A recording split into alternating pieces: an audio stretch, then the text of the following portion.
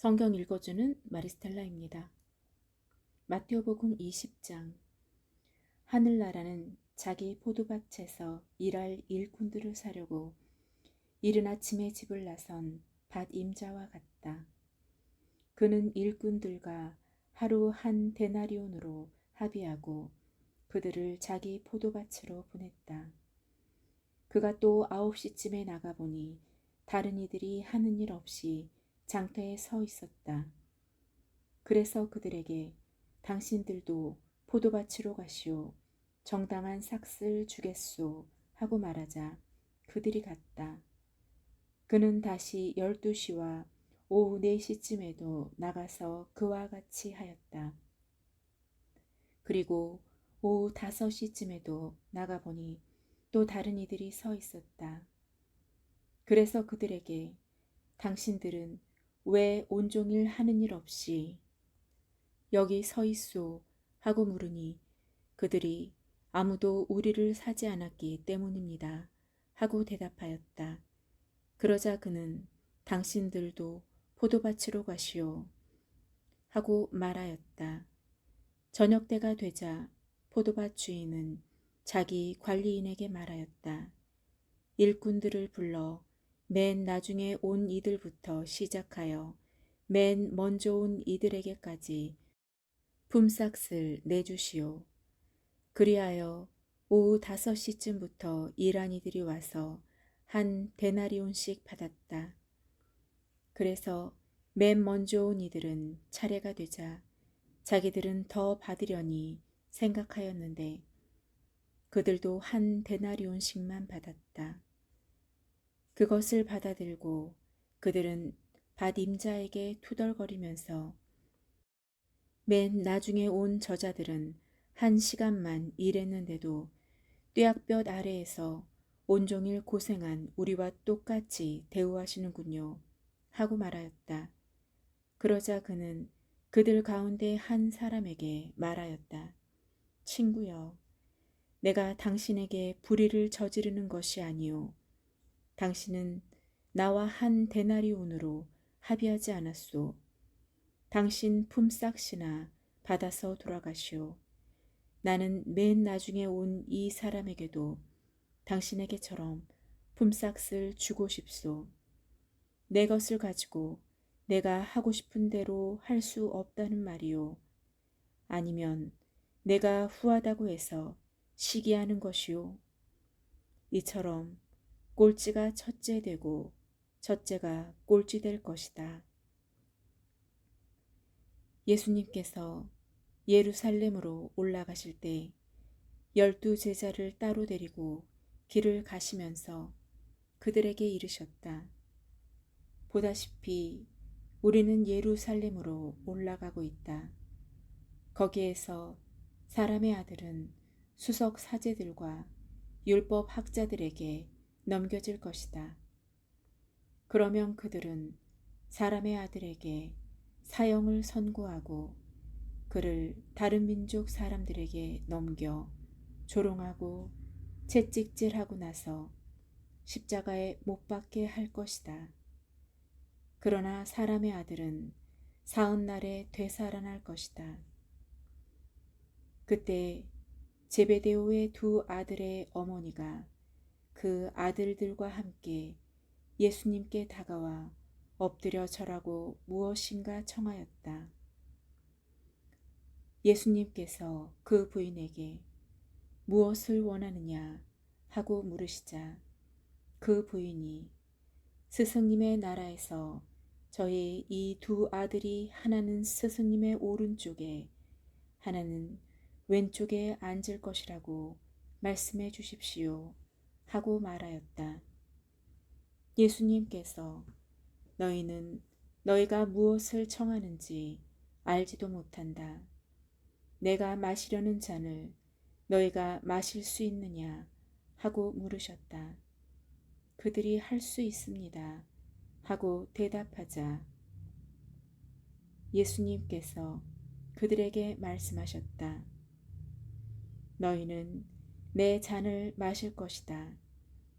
그러나 내 오른쪽과 왼쪽에 앉는 것은 내가 허락할 일이 아니라 내 아버지께서 정하신 이들에게 돌아가는 것이다. 다른 10제자가 이 말을 듣고 그 두 형제를 불쾌하게 여겼다. 예수님께서는 그들을 가까이 불러 이르셨다. 너희도 알다시피 다른 민족들의 통치자들은 백성 위에 군림하고 고관들은 백성에게 세도를 부린다. 그러나 너희는 그래서는 안 된다. 너희 가운데에서 높은 사람이 되려는 이는 너희를 섬기는 사람이 되어야 한다. 또한 너희 가운데에서 첫째가 되려는 이는 너희의 종이 되어야 한다. 사람의 아들도 섬김을 받으러 온 것이 아니라 섬기러 왔고 또 많은 이들의 몸값으로 자기 목숨을 바치러 왔다. 그들이 예리코를 떠날 때에 많은 군중이 예수님을 따랐다. 그런데 눈먼 사람들이 길가에 앉아 있다가 예수님께서 지나가신다는 말을 듣고 다윗의 자손이신 주님, 저희에게 자비를 베풀어 주십시오 하고 외쳤다. 예수님께서 걸음을 멈추시고 그들을 부르신 다음 내가 너희에게 무엇을 해주기를 바라느냐 하고 물으셨다. 그들이 주님, 저희 눈을 뜨게 해 주십시오 하고 대답하였다. 예수님께서 가엾은 마음이 들어 그들의 눈에 손을 대시자 그들이 곧 다시 보게 되었다. 그리고 그들은 예수님을 따랐다. 마태복음 21장. 그들이 예루살렘에 가까이 이르러 올리브산 베파게에 다다랐을 때 예수님께서 제자들을 보내며 말씀하셨다. 너희 맞은쪽 동네로 가거라. 매어있는 암나귀와 그 곁에 어린 나귀를 곧바로 보게 될 것이다. 그것들을 풀어 나에게 끌고 오너라. 누가 너희에게 무엇라고 하거든 주님께서 필요하시답니다 하고 대답하여라. 그러면 그것들을 곧 보내줄 것이다. 예언자를 통하여 하신 말씀이 이루어지려고 이 일이 일어난 것이다. 딸 시온에게 말하여라. 보라, 너의 임금님이 너에게 오신다. 그분은 겸손하시어 암나귀를, 짐발이 짐승의 새끼, 어린 나귀를 타고 오신다. 제자들은 가서 예수님께서 지시하신 대로 하였다. 그들은 그렇게 암나귀와 어린 나귀를 끌고 와서 그 위에 겉옷을 펴놓았다. 예수님께서 그 위에 앉으시자 수많은 군중이 자기들의 겉옷을 길에 깔았다. 또 어떤 이들은 나뭇가지를 꺾어다가 길에 깔았다. 그리고 앞서가는 군중과 뒤따라가는 군중이 외쳤다. 다윗의 자손께 호산나. 주님의 이름으로 오시는 분은 복되시어라. 지극히 높은 곳에 호산나. 이렇게 하여 예수님께서 예루살렘에 들어가시니 온 도성이 술렁거리며 저분이 누구냐 하고 물었다. 그러자 군중이 저분은 갈릴레아 나자렛 출신 예언자 예수님이시오 하고 대답하였다. 예수님께서는 성전에 들어가시어 그곳에서 사고팔고 하는 자들을 모두 쫓아내시고 환전상들의 탁자와 비둘기 장수들의 의자를 둘러 엎으셨다. 그리고 그들에게 말씀하셨다. 나의 집은 기도의 집이라 불릴 것이다 라고 기록되어 있다.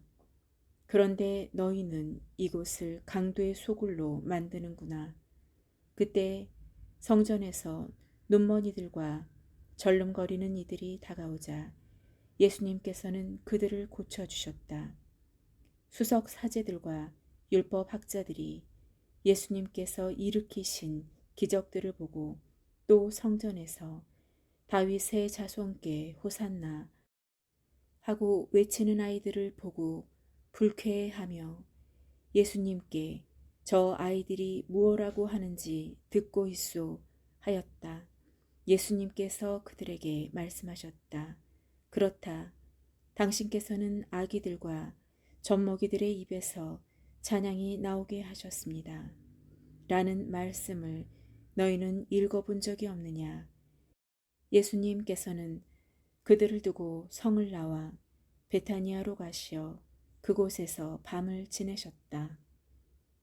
예수님께서는 새벽에 성 안으로 되돌아가실 때에 시장하셨다. 마침 길가에 있는 무화과 나무 한 그루를 보시고 가까이 가셨다. 그러나 잎사귀 밖에는 달리 아무것도 보이지 않았으므로 그 나무를 향하여 말씀하셨다. 이제부터 너는 영원히 열매 맺는 일이 없을 것이다. 그러자 나무가 즉시 말라버렸다. 제자들이 그것을 보고 놀라서 어째서 무화과 나무가 즉시 말라버렸습니까? 하고 물었다. 예수님께서 그들에게 말씀하셨다. 내가 진실로 너희에게 말한다.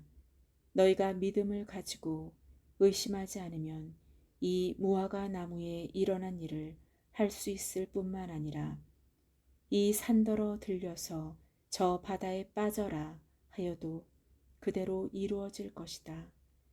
그리고 너희가 기도할 때에 믿고 청하는 것은 무엇이든지 다 받을 것이다.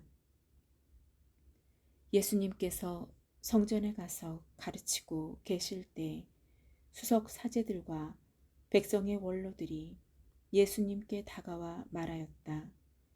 당신은 무슨 권한으로 이런 일을 하는 것이오?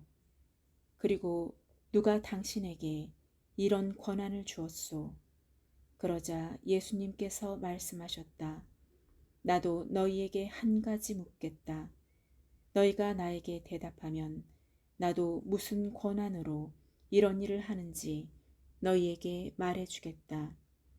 요한의 세례가 어디에서 온 것이냐? 하늘에서냐? 아니면 사람에게서냐? 그들은 저희끼리 의논하였다. 하늘에서 왔다 하면 어찌하여 그를 믿지 않았느냐 하고 우리에게 말할 것이요. 그렇다고 사람에게서 왔다 하자니 군중이 두렵소. 그들이 모두 요한을 예언자로 여기니 말이요. 그래서 그들은 예수님께 모르겠소 하고 대답하였다.